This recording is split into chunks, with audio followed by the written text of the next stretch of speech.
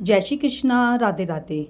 चैत्र मास के कृष्ण पक्ष की एकादशी को पाप मोचनी एकादशी कहा जाता है। पाप मोचनी एकादशी का व्रत करने वाले और इस दिन श्री हरि विष्णु का पूजन करने वाले व्यक्ति के सभी पाप नष्ट हो जाते हैं। आइए मिलकर श्रवण करते हैं पाप मोचनी एकादशी की पावन कथा। धर्मराज युधिष्ठिर बोले कि हे भगवान, मैंने फाल्गुन माह के शुक्ल पक्ष की एकादशी का महात्म्य सुना। अब आप चैत्र मास के कृष्ण पक्ष की एकादशी के बारे में बताइए। इस एकादशी के नाम, इसमें कौन से देवता की पूजा की जाती है तथा विधि क्या है, सो सब कहिए। श्री कृष्ण भगवान बोले, हे राजन, एक समय मध्यांता ने लोमश ऋषि से ऐसा ही प्रश्न पूछा था। तब लोमश ऋषि ने उत्तर दिया कि हे राजन, चैत्र माह के कृष्ण पक्ष की एकादशी का नाम पाप मोचनी है। इसके व्रत के प्रभाव से मनुष्य के अनेक पाप नष्ट हो जाते हैं। इसकी कथा इस प्रकार है। प्राचीन मास में एक चैत्र रथ वन में अप्सराएं वास करती थीं। वहाँ हर समय वसंत रहता था, पर वन में एक मेधावी नामक मुनि तपस्या करते थे। वे शिव भक्त थे। एक दिन मंजू घोषा नामक एक अप्सरा उनको मोहित करने के लिए सितार बजाकर मधुर मधुर गान गाने लगी। उसी समय शिव के शत्रु अंगन कामदेव भी शिव भक्त मेधावी मुनि को जीतने के लिए तैयार हुए। कामदेव ने उस सुंदर अप्सरा के भ्रू को धनुष बनाया, कटाक्ष को उसकी प्रत्यंचा डोरी बनाई, उसमें नेत्रों को उसने संकेत बनाया और कुंचों को कुरी बनाया। उस मंजू घोषा अप्सरा को सेनापति बनाया। इस तरह कामदेव अपने शत्रु भक्त को जीतने को तैयार हुए। इस समय मेधावी मुनि भी युवा तथा हष्ट पुष्ट थे। उन्होंने योग वित्त तथा दंड धारण कर रखा था।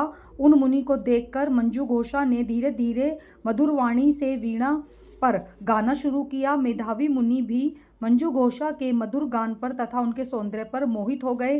वह अप्सरा उन मुनि को कामदेव से पीड़ित जानकर आलिंगन करने लगी। वह मुनि उसके सौंदर्य पर मोहित होकर शिव रहस्य को भूल गए तथा काम में विषुवत होने के कारण उन्हें दिन रात्रि का कुछ भी ध्यान न रहा। एक दिन मंजू घोषा उन मुनि से बोली कि हे मुनि, अब मुझे बहुत समय हो गया है, स्वर्ग जाने की आज्ञा दीजिए। उस अप्सरा के ऐसे वचनों को सुनकर मुनि बोले, हे सुंदरी, तू जो आज इस संध्या को आई है, तब अभी प्रातःकाल तक ठहरो। मुनि के वचनों को सुनकर वह उनके साथ रमण करने लगी और बहुत समय बीता दिया। फिर उसने मुनि से कहा, हे मुनि देव, अब आप मुझे स्वर्ग को जाने की आज्ञा दीजिए। मुनि बोले, अरे अभी तो कुछ भी समय नहीं हुआ है, अभी कुछ और देर ठहर। इस पर वह अप्सरा बोली कि हे मुनि, आपकी रात्रि तो बहुत लंबी है। अब आप सोचिए कि मुझे आपके पास आए कितना समय हो गया है। उस अप्सरा के वचनों को सुनकर मुनि को ज्ञान प्राप्त हो गया और समय का विचार करने लगे। जब रमण करने का समय का प्रमाण 57 साल से 7 और 3 दिन ज्ञात हुआ और उस अप्सरा को काल का रूप समझाने लगे। वह विकट क्रोधित हुए और तप नाश करने वाली अप्सरा की तरफ देखने लगे। उनके अधर कांपने लगे और इंद्रियां व्याकुल होने लगीं। वे मुनि उस अप्सरा से बोले कि हे दुष्ट, मेरे तप को नष्ट करने वाली, अब तू मेरे श्राप से विचापचनी हो जा। तू महान पापिनी और दुराचारिणी है, तुझे धिक्कार है। उस मुनि के श्राप से वह पिशाचिनी हो गई। वह बोली कि हे मुनि, अब मुझ पर क्रोध को त्याग कर प्रसन्न हो जाओ और इस शाप को निवारण बताइए।